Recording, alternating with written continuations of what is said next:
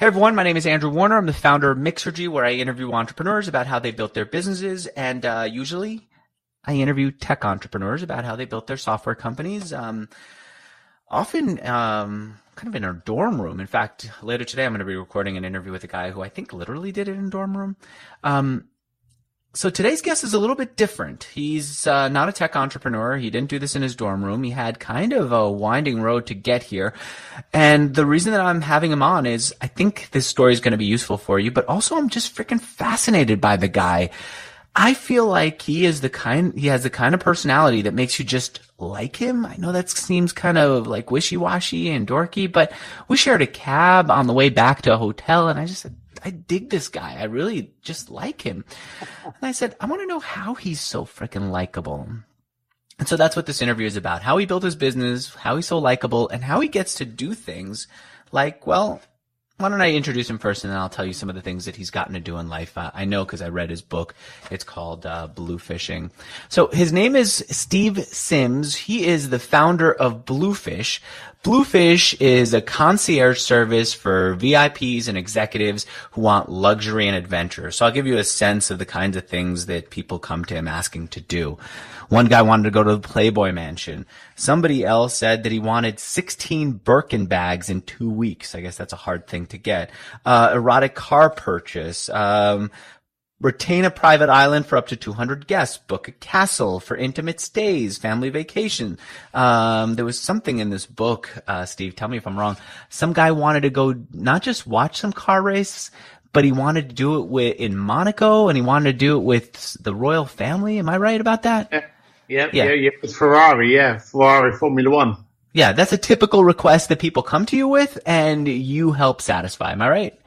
Yeah, I'm the modern day Wizard of Oz for those with a checkbook. Right. I like how you always say with a checkbook. Even at the dinner, you said, I get people to do anything who want to pay to get it done. All right, so I'm curious about how you get that done. I'm curious about how a guy builds a business like this and whether it really is a business or just kind of a hangout event that you get to enjoy. And I didn't plan to talk to Steve as much as I like him. I told him, hey, we're not going to talk about your book. That's not what Mixergy's about. But he still sent me a copy of his book. And as you guys can see, I didn't just read it. I wrote in it. I bent the corners of some of the pages to remind me to ask him some questions about it. So we will talk about the book Bluefishing, which is the art of making things happen. We'll do it all thanks to two great sponsors who are equally as determined as I am to learn from entrepreneurs and help you build great companies. The first will help you sell more. I know because it helps us sell more. It is called Pipedrive. The second is going to help you get your next great developer. It's called TopTal. First, Steve, welcome, man.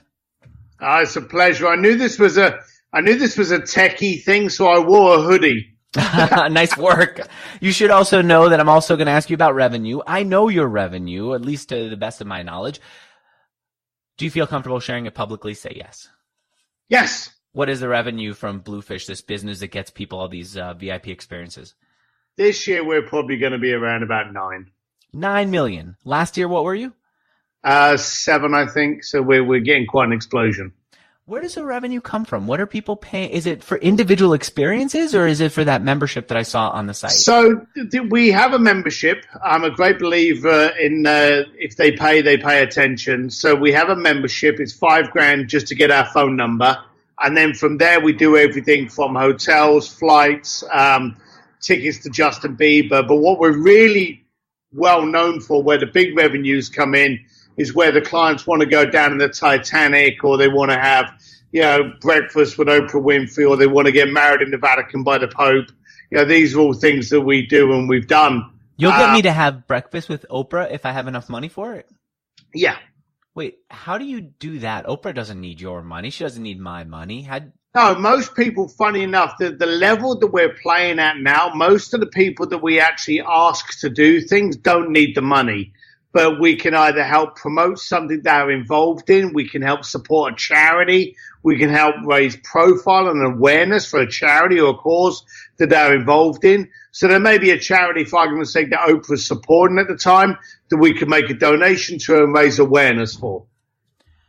I see. So that's specifically with Oprah. You guys helped raise money. How much money did you have to raise for Oprah? Yes, there was. Do you know? I'm not sure, and I'm not fighting to give figures, but we had a client that wanted to meet with her and hang out with her in Canada. Well, it wasn't specifically in Canada. We just wanted to hang out with her, but she was up in Canada at the time, and we were able to arrange it up there. And there was a charitable donation required for that.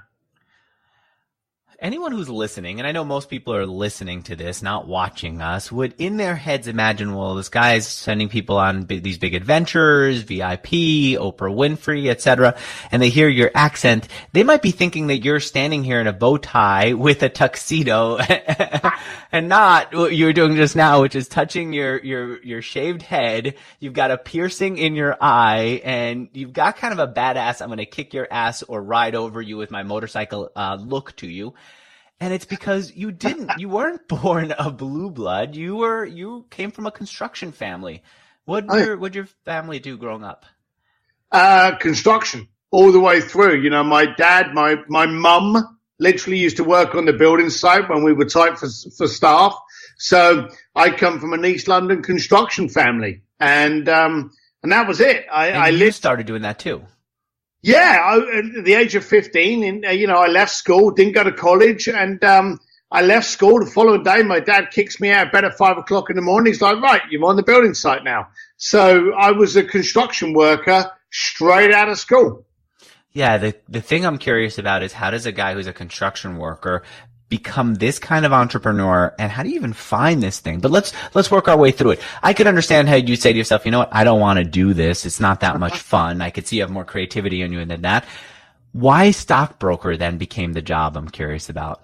Oh God, well, because in England it rains. It rains a lot. I see. And it's cold and it's horrible. And so being a bricklayer ain't the easiest job in the world. So I wanted the polar opposite. And in the 80s, it was the era of Wall Street and Gecko and the big suitcase phones. So really, me being the uneducated idiot plank that I was, I wanted the polar opposite. So dirty bricklayer, pinstripe stockbroker, eating power lunches. That's what I wanted. So I was the kid that always went for extremes.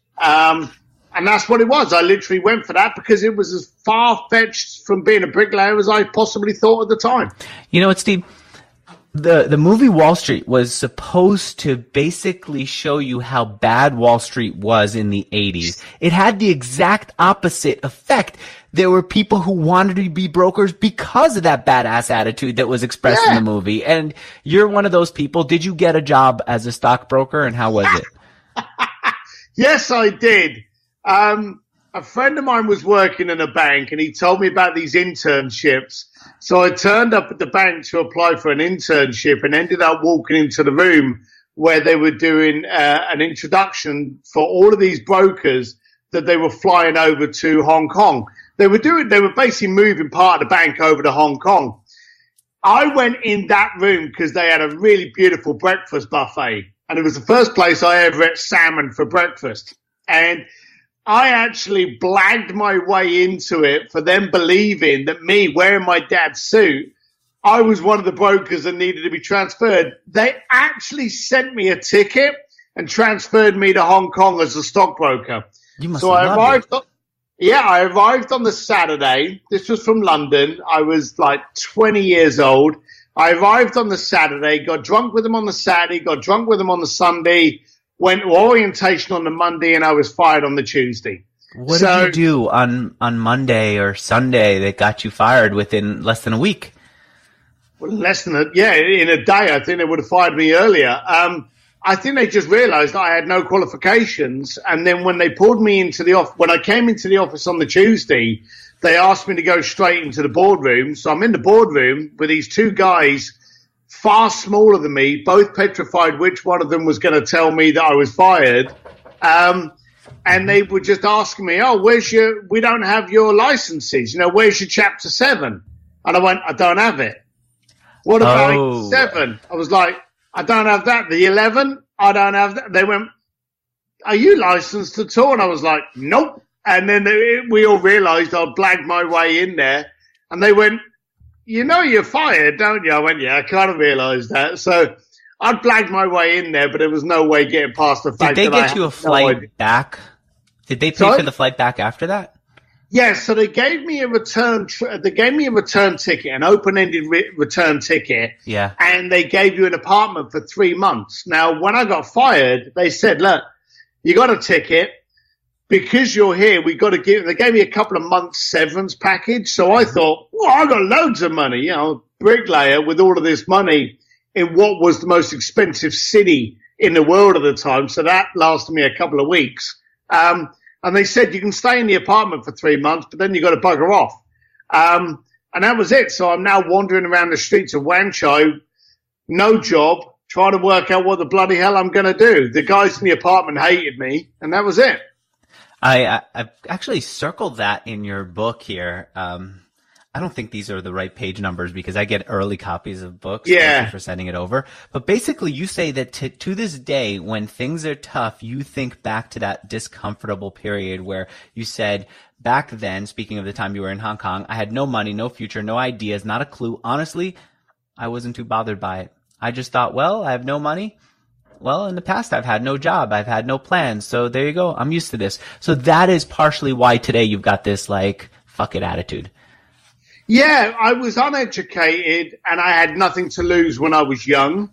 And that was a great standing point from me. I only had my word and my energy. So as I've grown and fallen down, I've realized, well, and as my dad used to say, the fight's not over when you fall down, son. It's when you stop getting up. So I had that kind of attitude. I've been here before, so I can get up. And the beauty of falling down is when you do it enough times, you learn how to get up. And you realize it's not that embarrassing when you fall down, and you learn more on the way back up than you do on the way down. So I've actually been thankful of the failures that I've had. So you know what? I'm still like going through the book trying to find this place here. I do remember somewhere in the book you said, you were working the door as a bouncer somewhere in Hong Kong. At some point you decided, I'm going to organize my own parties. Then there was this password that I thought was clever. Talk about the transition from being basically a bum in Hong Kong with no prospects to suddenly creating this party business that led to what you're doing today.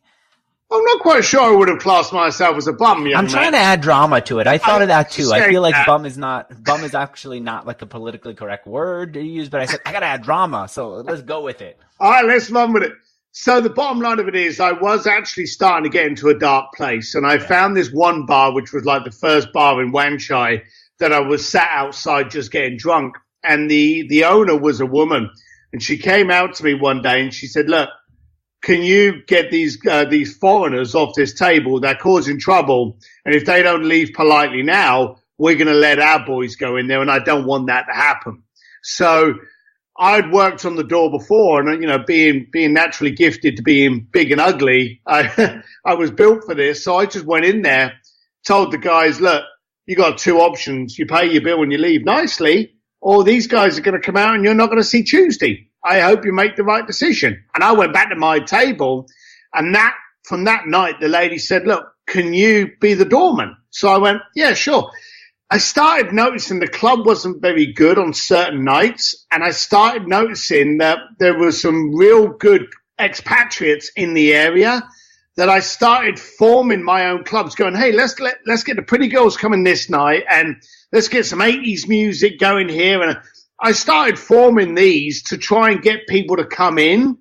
And I made the girls kind of like wear certain outfits. And I don't want to get it wrong, but in the 80s and 90s in Hong Kong, most of them were topless in these clubs. So, oh, really? Okay. Yeah. It was a very seedy little area. So I said to the girls, you've got to be dressed. You can be sexy. So now the tease was brought in, and the guys liked that more because they knew they would come in, have fun, go home alone, and it was a much better thing. And so I started doing clubs, and I always had a prick policy. I didn't want to deal with people that weren't comfortable with themselves, so I would send out a fax where the location of my party was going to be, and I would send a password. And these passwords, we only had 3. One of them was Name the Lion out of The Lion, the Witch, and the Wardrobe. One of them was Name two of the Teletubbies. And the other one was finish this sentence, one fish, two fish, red fish. So we would have these guys come up. And as I say, this was the Tiger market. So we had like the heads of like Puma and Reebok and Adidas and Ralph Lauren and banking companies and jets. We'd have them walk up to the door and they'd go, Aslan. And we'd let them in. But if they turned up and they were like, yeah, I'm here for the party, me and my other meathead would be on the door and we'd be like, no party here. I don't know what you're talking about, mate. And we would blank them and make them look a bit stupid. And then they'd wander off and then the next person would come up and go, Tinky Winky Po, and would say, in you go, buddy. And of course, one of those passwords being Bluefish, after a while of doing these parties, people started going, oh, that's that Bluefish company. Mm. Otherwise, we could have been called Tinky Winky Po. So I'm quite glad that they picked up on that one. And that was the birth of this kind of community. And we would always try and do things a little bit different. We'd always try and make it a little bit cooler, a little bit more vibrant. And we would take over penthouses in hotels and then new residences that the companies were trying to sell, yachts, and just try to have parties in weird and wacky places and just invite, by now, a great network. You know, so my researcher put a note here in my Google Doc about you saying your goal was to actually get back into banking through these parties. Is that right? What a delusional git I was. I thought to myself that if I knew loads of rich bankers, by networking with them, they would just walk into the club one day and go, hey, Sims, you should work on a trading desk. I overlooked the fact that I had no idea what I was doing. I just really thought that if I knew a lot of rich people, I would get a rich job. And that was it. Because you don't want to invite poor people to a club because they can't afford it. So I invited affluent people hoping. Now, here's one weird thing. That was the only time in my career that I never actually asked for a job or asked anything. Someone would say to me, hey, I want to go to Monaco. I'll go, great, that's $5,000. Give me the money, I'll sort it out. I had no problem with asking for money, but I never ever asked for a job at the time. The only time I never asked for anything. Because you didn't have the guts to do it, or because you were so comfortable with where you were in life? I didn't think I was ready. I thought I needed to get the right crowd, the right person who's working on what.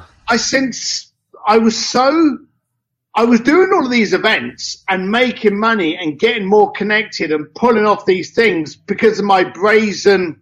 And I think part of the beauty, part of the secret sauce was because I never thought this would last. I kind of didn't care about it too much. So I'd be like, oh, yeah, I love that yacht. Can I borrow that Tuesday? They were like, you want to borrow my yacht? Yeah, I know really rich people will have really good hot girls, fancy cars.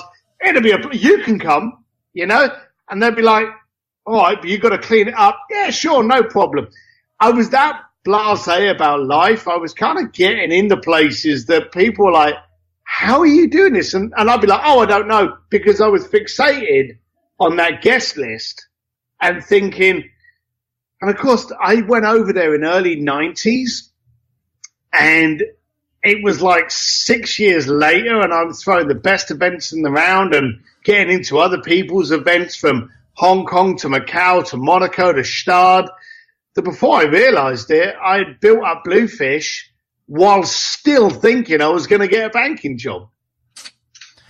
All right, let me take a moment to talk about my sponsor, and then we're going to come back in here and I'll talk about how suddenly you actually started to generate money from banks. It wasn't directly the way you thought it would be, and where the original customers came from, and then how you developed and grew this.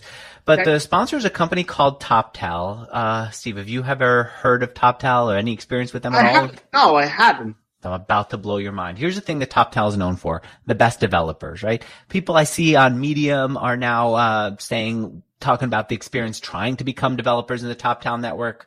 I get emails now because I do ads for TopTal from people saying, can you please help me get in the TopTal developer network so that I can get work through TopTal? Because they're the best. It's the best of the best people in their network. If anyone wants to hire a developer, they could get it from them. But here's the thing that I did recently. I know that they acquired a company that would allow businesses to hire business professionals, people who have a finance background. I said, I'm the only person going through my own book. So like at the high level, the only person going through my books on a monthly basis and looking for issues, looking for opportunities. What if I just go to these TopTal people and hire like a CFO person? So I talked to them. They introduced me to 3 people. I picked the person I liked. I hired them on an hourly basis for a little more than $200 an hour. And I wanted the top of the line. This is a guy who was a McKinsey partner, former McKinsey partner, headed Carlyle Group companies.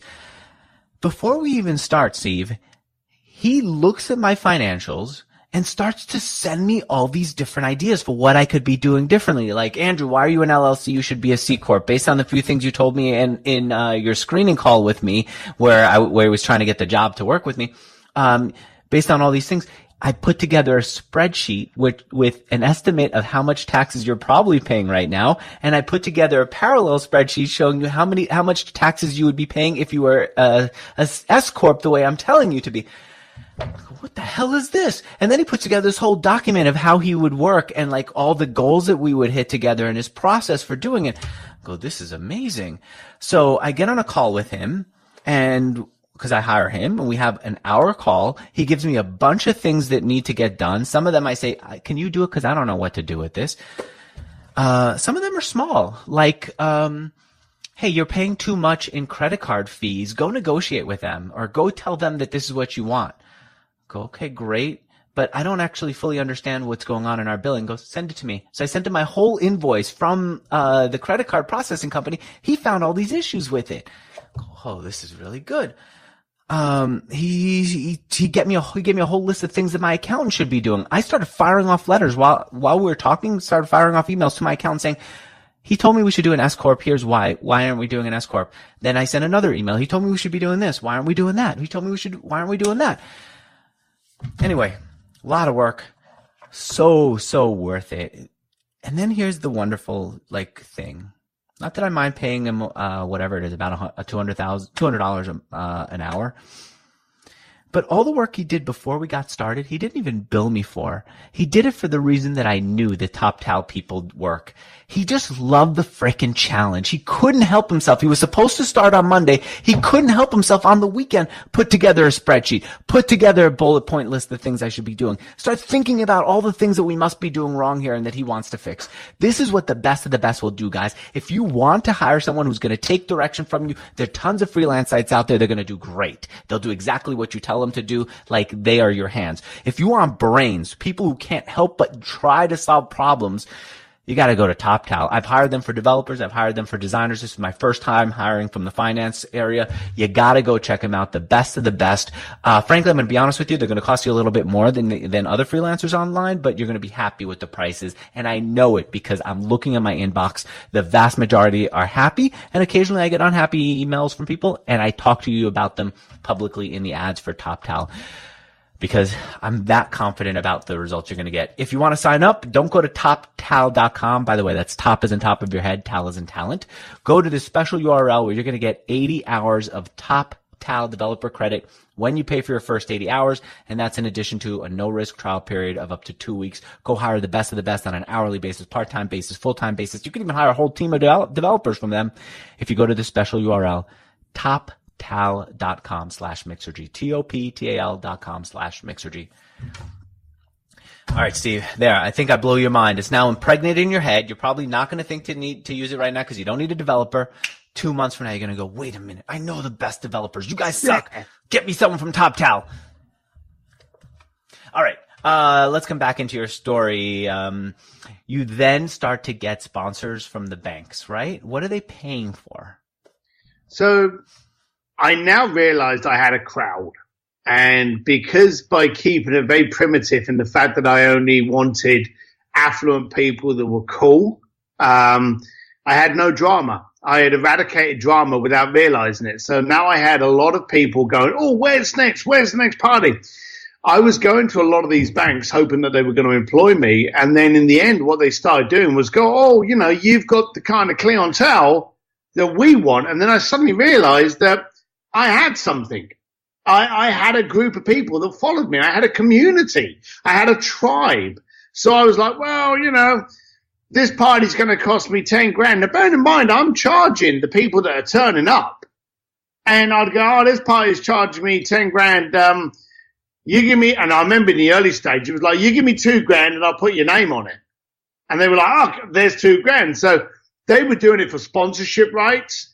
I worked out very quickly that I shouldn't actually be paying anything for the party. So I was sponsoring off everything. So I was making the money from the people attending, and I was charging about 3 or 4 sponsors to be there. So I was charging that off, and then I was able to get bigger places and make, you know, bigger parties and have guests turn up. And so I was very much of a party promoter in the early stage. I get how you would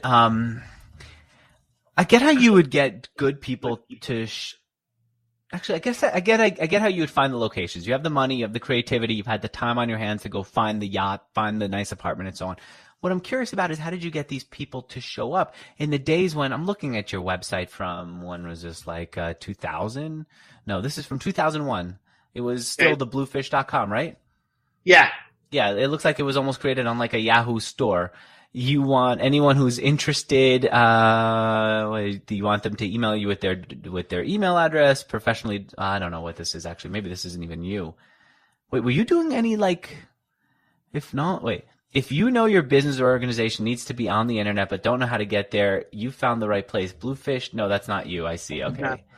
Got it. So then how did you get people to show up if the web is not the answer? The web wasn't an answer for me for the first maybe 8 years. What I was doing was if you go anywhere, and you could do it in America as well, if you go into a store that specializes in a certain food, like if you go down to an actual supermarket that specializes in Chinese or Korean or British food, there's magazines and newspapers, local papers in there of people that are in the area. And quite often it'll show, new people over here. This new person landed in America and is the expatriate and has now got this job. And all your magazines, your local magazines, every now and then will do the top doctors in the area or the top lawyers in the area. I would send them little notes. And I'd go, hey, welcome to the area. By the way, you want to hang out with other expatriates? We have this fantastic party on Tuesday night. Phone up this number, small interview, and then we'll put you on there. So we'd always interview people. I learned very early on that little interview process was one of the golden keys. If you stop people coming in that are problematic, you've got rid of 99% of your problems. So it wasn't just that you were manually looking for people to invite to the party and sending them handwritten notes, I'm assuming, but you would also screen every single person by phone? Still do now. You apply for membership in Bluefish and you get a scheduled phone call and then you are interviewed. We interview kings, queens, royalties, politicians, whatever. Every single person that comes into Bluefish is interviewed, and hopefully most of the time by me. That seems like a lot of work for you to have done that. Why not come up with something more automated, something less intense? I don't know how you can automate your gut yet. And so you were looking for gut reaction to see, is this person the right fit? I'm looking for a gut reaction. And bearing in mind, if you've got a party and your party starts off with 50 people, okay? You know full well that those people are going to bring plus ones. Right. So worst case scenario, you've only got 25 phone calls to make. Okay. Once you know those people, and then you get a bigger location, and you can allow another 30 people in. Again, you've only got 15 phone calls to make. So it's not like you're sitting there and making 1,000 phone calls. And if you're inviting millionaires, billionaires, entrepreneurs, creators, heads of our industries, you only need a handful of those people to be making you money. I can do one thing, like get married to someone in the Vatican, and I'm on like $1.2 million. So you don't need a lot of people to be making a lot of money. You need the right kind of people to be making the right amount of money. I'm not selling McDonald's, bearing in mind, so I'm not looking to shift 30,000 units in a day. Okay, I see it. So then you start doing these parties, you're making money from people buying tickets to come in, you're also making money a little bit from the sponsorship. How does the transition to more of the concierge service happen? So then I get people starting to travel. So people I'm speaking to, and I'm predominantly in Asia now, they're like, hey, I'm going back to England and I'm going to Wimbledon. Can you do something for me for Wimbledon? And I'm now thinking, maybe I should put them up in a hotel.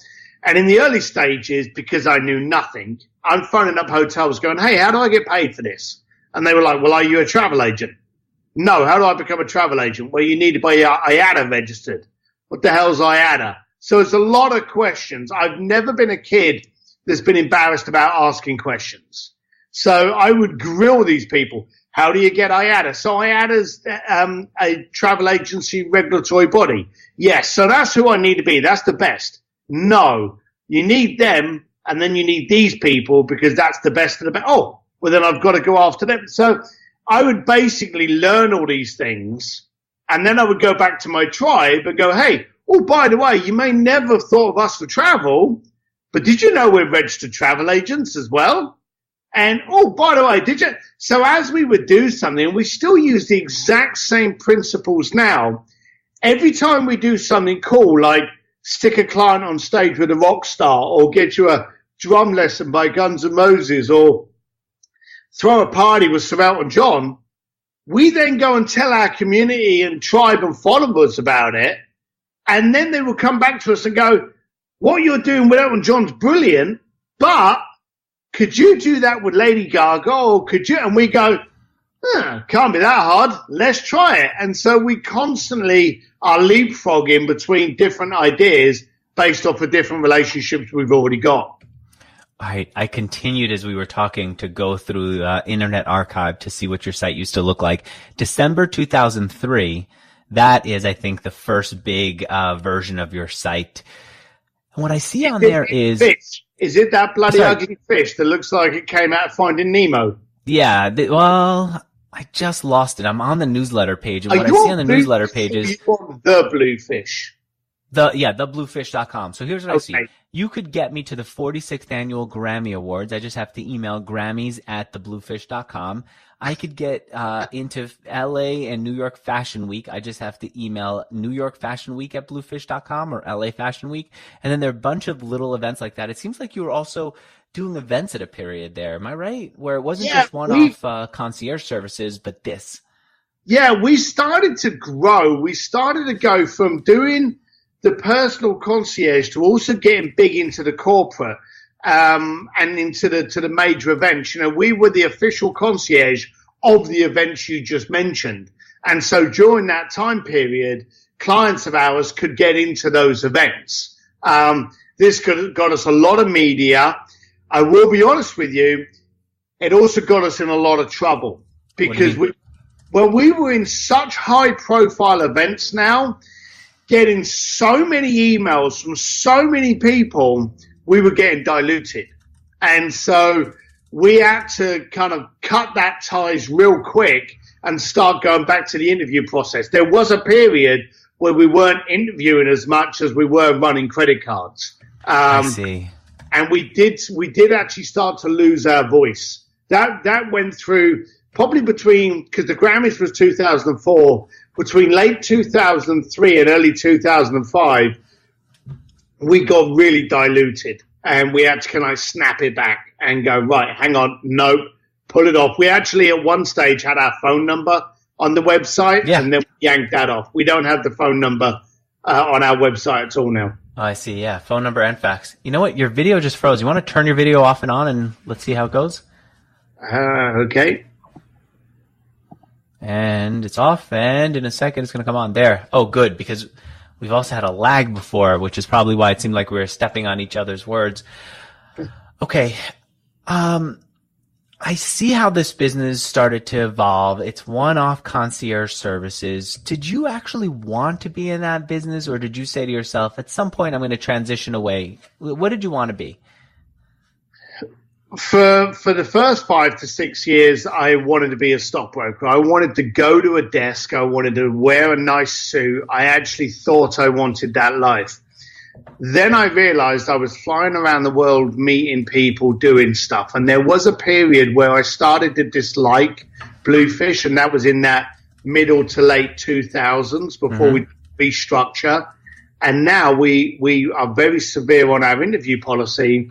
And now what it does for me is I actually get to hang out with some of the most incredible entrepreneurs all over the world doing incredible things and getting paid for it.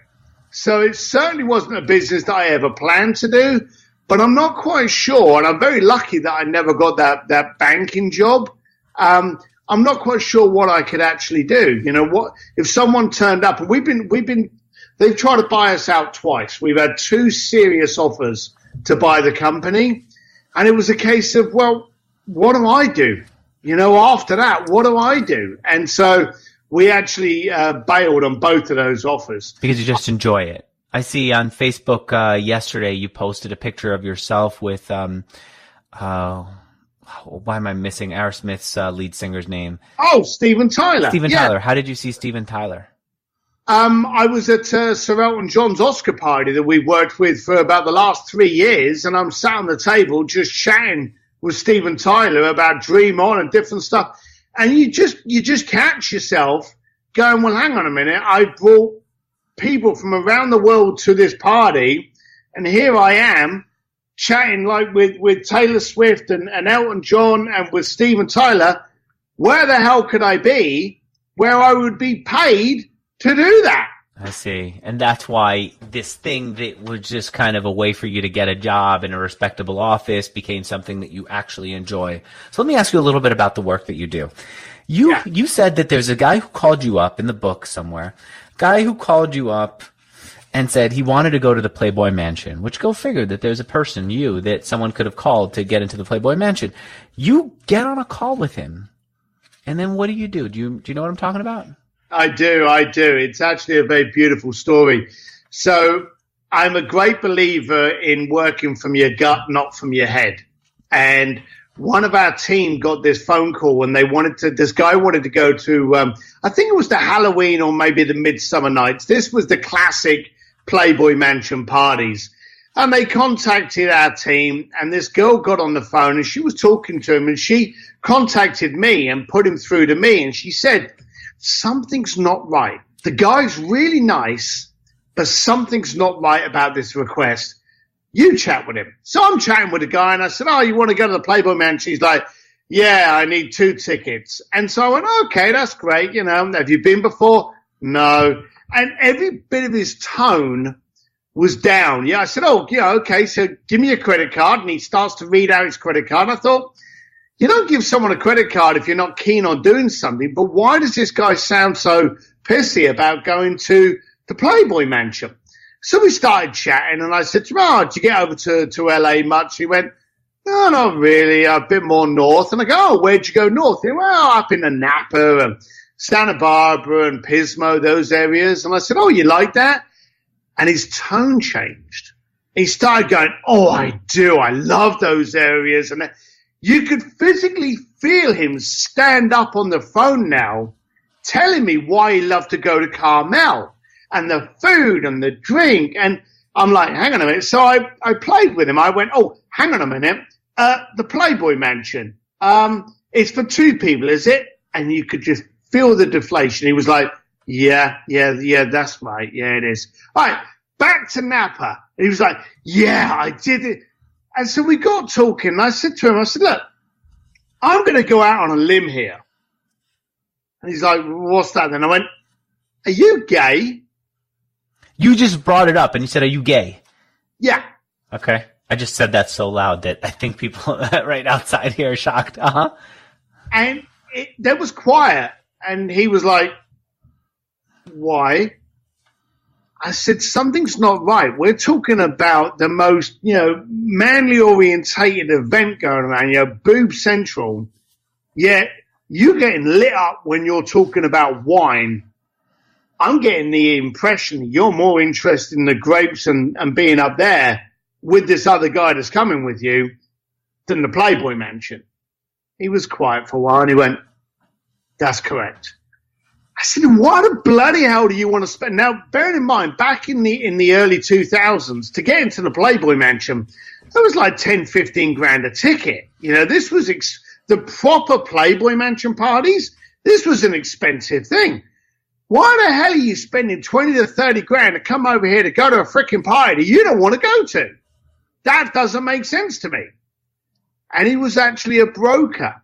And he said that he's getting so much gyp at work, he wants to throw him off the scent. And I was like, well, this is fucked up. We're not going to do that, but I've got a brilliant idea for you. Why don't we send you to Napa, and I'll send you on the most amazing vineyards. I'll get you into wineries and into private homes you never could have thought of. Or, by the way, I've got a couple of clients going to that Playboy Mansion. I'll send you their ticket stubs, and you can just go to work on Monday, drop those bad boys on the table, and no one will be the wiser. But you would have enjoyed a weekend in Napa. He went nuts for that, and we did it. And he took those bad boys back, and he threw them on the table, and the guys were like, oh, and he was like, I don't want to talk about it. Boys, I'm not discussing it. It was a great weekend. I loved it. I had a fantastic time. But you want to know what's going on? You buy the tickets. And it was beautiful. Let me ask you something there. For many years this is from, I pulled this out of a section called Listen For It in your book, where you're telling us to pay attention to what people are saying. Why? Who cares? The guy wanted to buy tickets to Playboy. Sell it to him for whatever, $30,000 for both. Make that guy happy. Let him go out. Yeah, he has a weekend that's not ideal for him, but he gets the weekend that he's looking for. What am I taking away from this? The thing is, I don't want to make 10 grand on one sale. I want to make 100 grand on 20 sales. And I had this feeling that this guy just wanted something and it wasn't right. And because it wasn't right, it was wrong. Now, I didn't know at first the guy was gay. Okay? I didn't give a rat's ass. But what I didn't want, for him to go to the Playboy Mansion and maybe to be an arsehole there. So my first thoughts were, is he going there just to, create an issue? Is he going there to do something stupid just to get himself attention? And I realized it was quite simply because he had no interest in being there. So I wanted to make a happy client because I know happy clients, they come back. I see. And that is your business, people coming back. That's also your business where it's not just selling tickets, it's creating these experiences on an ongoing basis.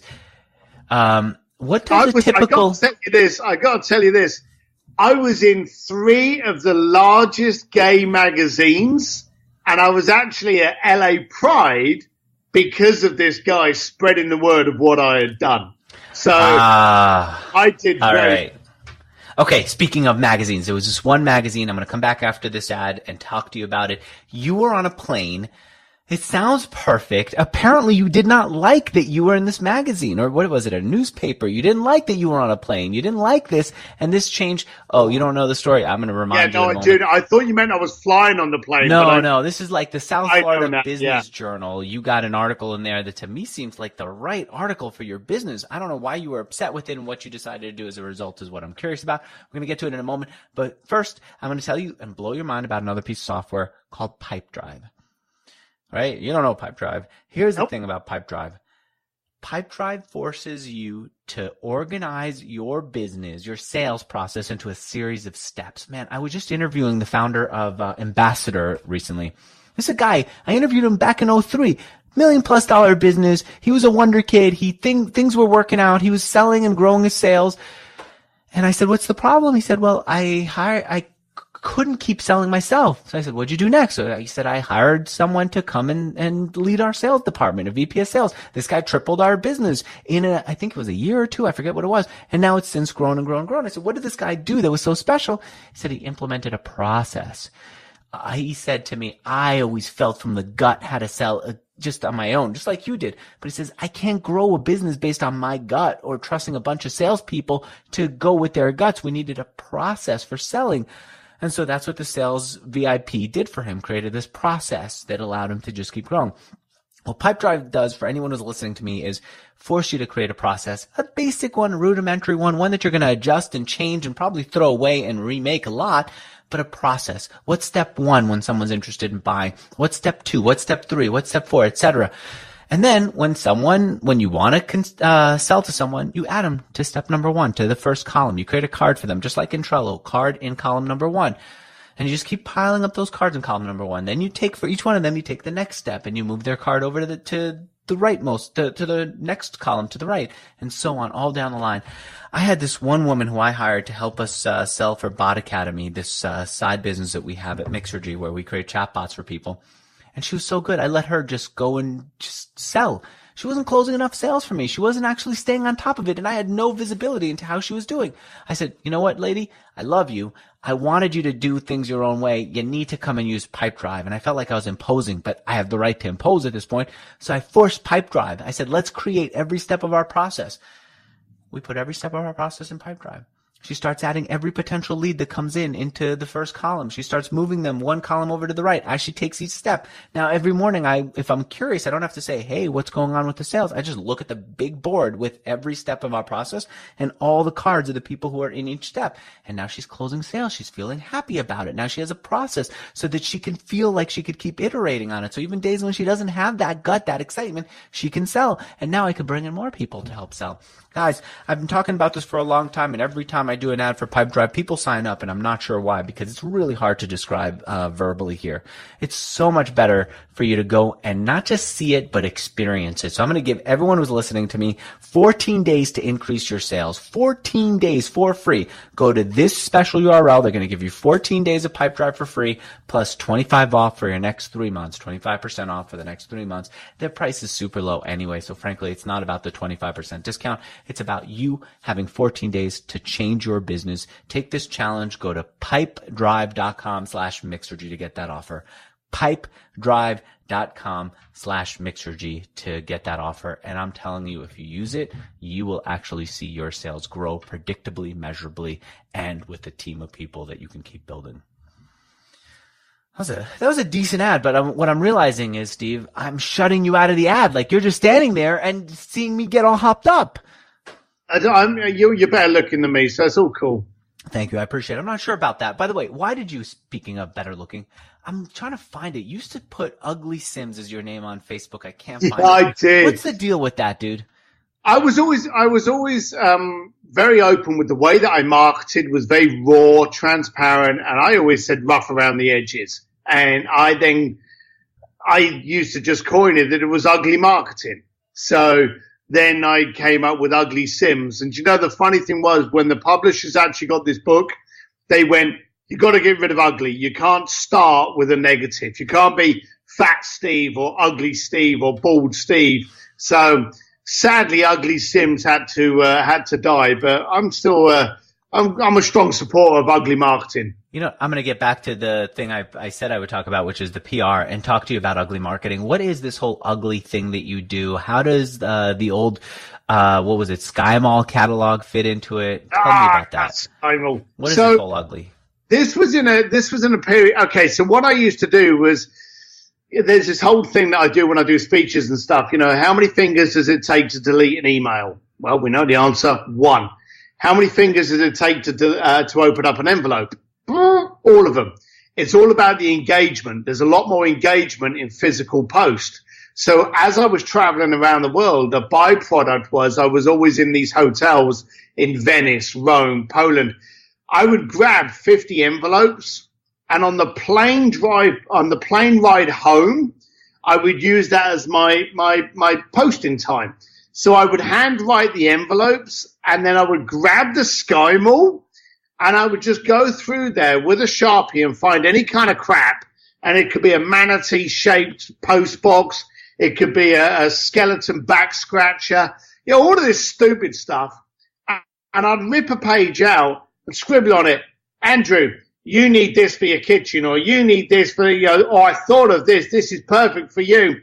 And I would just stick it. I would fold it up, shove it in an envelope, and I would get off the plane with like 50, 60, sometimes even 100 envelopes, all prepackaged with crappy SkyMall shit in it.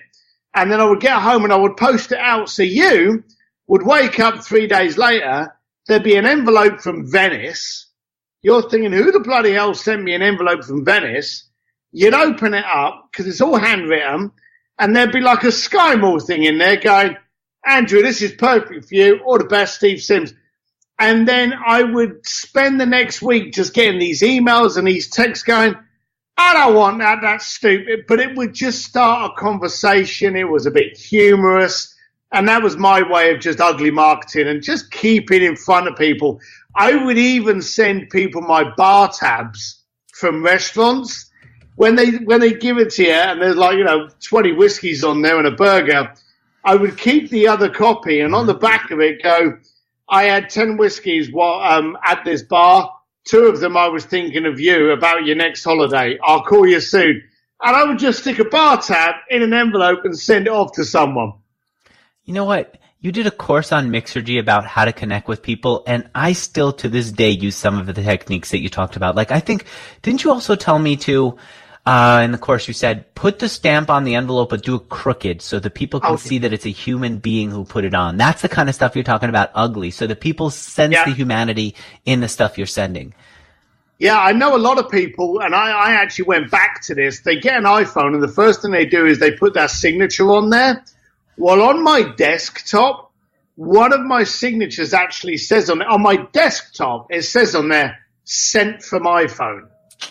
And so someone will send me something, and on my autoresponder, I can select it's this. So they will get an autoresponder going, hey, I want to come back to you on this. Can I speak with you in the morning? All the best, Steve, sent from iPhone. And they will respond to it because there's like no computer ever sends sent from iPhone. And I wake up in the morning and my thing's having a conversation with itself. It's perfect. You know what you're making me think now? So I obviously have read this book, Blue Fishing. I've highlighted some parts. That would be pretty good. I'm never going to put this on my bookshelf and go reread it. If I want to reread it, frankly, I'm a digital person. I'll go get the freaking digital version. I'll reread it. It costs $10. What's the big deal? So what I end up doing is just keeping this in my bookcase or out here on my desk. What I should be doing is tearing out pages and sending one page to Nick Julia and saying, you would like this. I think you'd find this funny, right?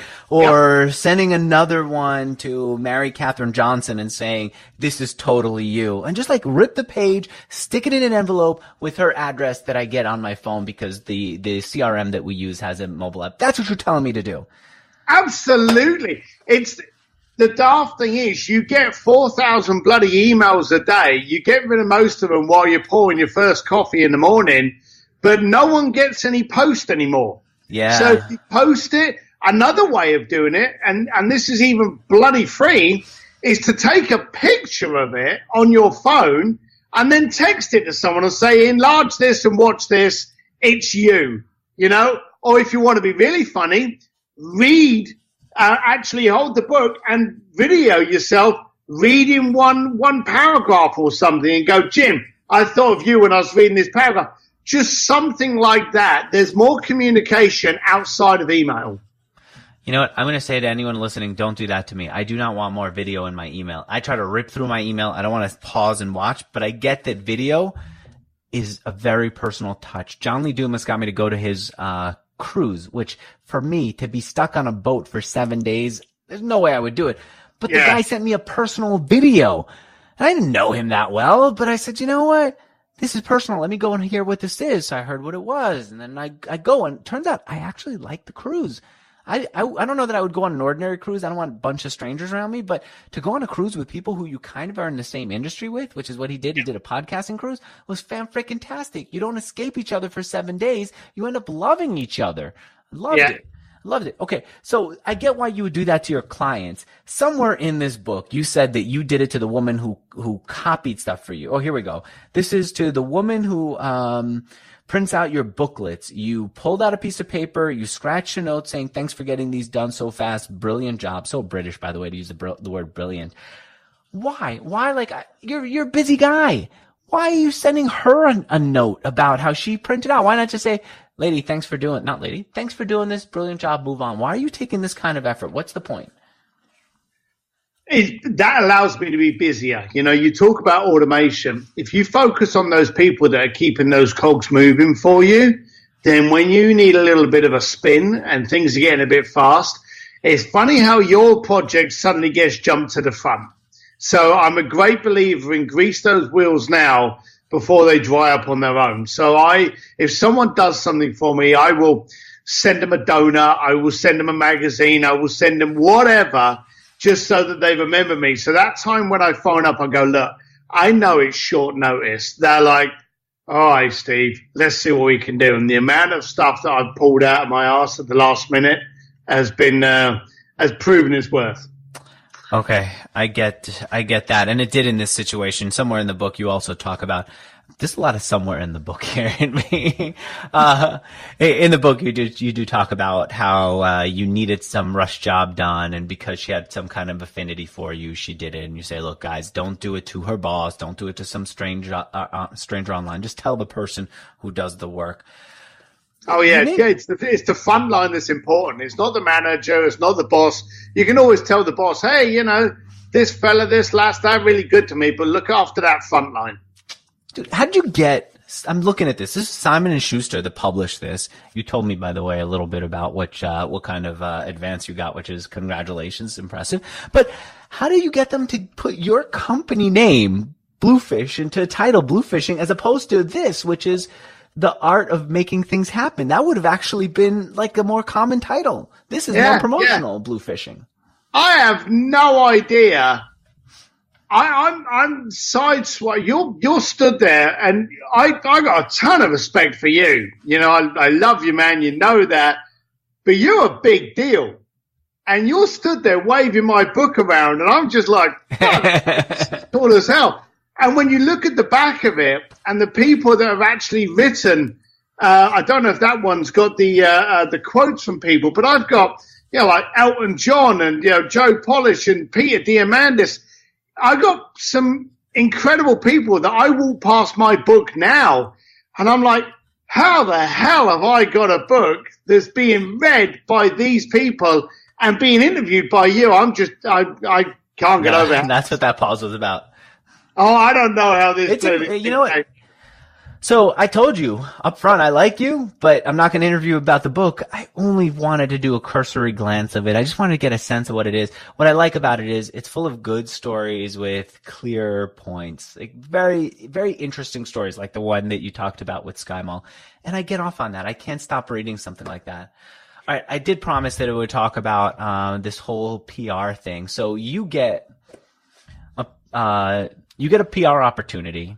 South Florida Business Journal. I don't know them, but I imagine they're a big deal in South Florida business, or they were at the time, I think. Yeah. What do they want you to do?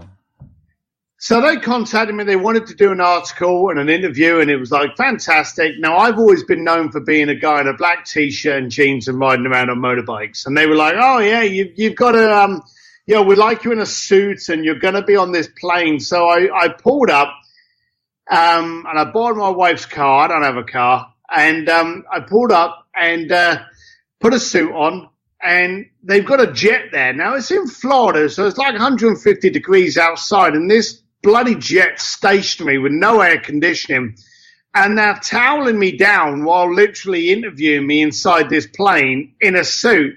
And then they've got pictures of me walking down the runway. And one thing I've noticed, and it's even more valid now, is no one that owns a jet ever shows a picture of them on it. It's the Instagram go-to if you're bloody borrowing someone's plane or something, but no one ever shows anyone that actually owns the damn thing. It wasn't me. I was stood there having this interview, sweating in a suit. I'd have been much happier just on the back of the bike, sitting at a burger bar, talking about the things I was getting up to. So they were trying to create a perception of me. And then when the next person came up and said, oh, we want to do an interview, I was like, if you've seen that, I don't want it to look anything like that. If you want it to look like that, I'm not in it. So I learned very early on I learned two things. One, media needs you as much as you need it. It needs to be fed. The whole way media stays alive is because it's got to tell a story. So as long as you feed it appropriately, but also make sure it's not telling the wrong story. I didn't want people expecting to see Steve Sims turn up in a bloody suit. It wasn't me. So you know what, though? But it is your clientele, right? You have a clientele. No, it's not. It's not. No. Look, if a guy's going to pay $100,000 to $1 million plus, which have you been paid over $1 million for an experience? Yeah, right? Many times. Yeah, I've heard that. So if someone's going to pay, don't they want someone in a suit who looks the part that they're expecting, like a concierge at the Four Seasons to look? No, the beauty is people at that level, and I hate saying that term, but people at a certain level have learned to look past the perception. They've learned to look past the guy that looks a bit too polished. They're looking for substance. They're looking for value. They're looking for talent. They're looking for creativity. That doesn't come in a three-piece suit. And so when I turn up, I'm like, look, you're not here to date me. You're here because I do shit. So what are we going to talk about? I also carry, and as you know, and I can probably sound big-headed here, I carry a great deal of credibility that while people are listening to this that don't know who I am, and we've been throwing out all the big names, you know full well I've worked with all of those people, and those people have quoted me. So you gain me, you retain me because I have that credibility and not because I'm astonishingly good looking. That's just a bonus. All right. I dig your whole style, and I could see how, because you found your personality and your style, that you get people to buy from you, trust you, want to read your book, etc. You've written about that in your book. I don't have time to get into the details of it. If anyone is curious about how you found your voice and how they could find their voice, it's in here. What I like about this book, Blue Fishing, is, this sounds a little bit too promotional, right? That I'm telling people what I like, but screw it. I gotta be me. Here's the problem. Sometimes I find stuff about people and I ask them and it sounds confrontational. And then I have a guest like you. I don't have it. I'd like to find dirt on you, so we can talk about it. Cause I'm not judgy. I'd want to know, like, how did you rip this guy off? And I'm totally fine with that. I'm not going to tell you. I can't spell for shit. So just equally, I like the book. So if anyone wants it, they can go check it out. Blue Fishing. Are you not even in sales promotion for the book, right? You go through a week of promotion, you get to the bestseller list, and then afterwards, screw that. The book is just there for you to market your ideas and get talking opportunities and get on TV, right? So you don't even give a rat's ass that we're selling. In fact, you probably are a little angry that I didn't have you on before, and instead I put all these barriers. How many emails did we have to go through, even though we're friends? And I still made you wait. Yeah, but I liked that. It made me want it more. I'm not looking for an easy ride, and I knew that you were a tough nugget. So, and you took me back to my hotel. So how could I moan? All right. I drove him back to his hotel in an Uber. I didn't take him back to his hotel room. But if you guys want to check it out, the book is called Blue Fishing. Follow him on Facebook. I kind of like the photos and like your style, though I do see more of a conservative style from you right now as you're in book promotion mode. Steve, thanks so much for doing this. Cheers, pal. I love everything. I love you. Thank you. Appreciate it. All right. And for everyone who's out there, if you're interested in closing more sales, and you should be, this is one-on-one sales, not mass email, but one-on-one sales via email or phone or Facebook Messenger or whatever, go check out Pipedrive. It'll keep you organized. See them at pipedrive.com/Mixergy. Even Steve Sims is nodding his head. Yes. Yeah. And if you want to hire a developer, the best of the best, a designer, the best of the best, and now a finance person, the way that I did, the best of the best are always available. The top is on top of your head. Tal is in talent. That's toptal.com/Mixergy. And finally, my team is working on adjusting the audio and improving. They keep wanting feedback from you. So let them know if the audio is good, bad, and different at contact@Mixergy.com. Contact@Mixergy.com. They'll appreciate it. Steve Sims, thanks so much.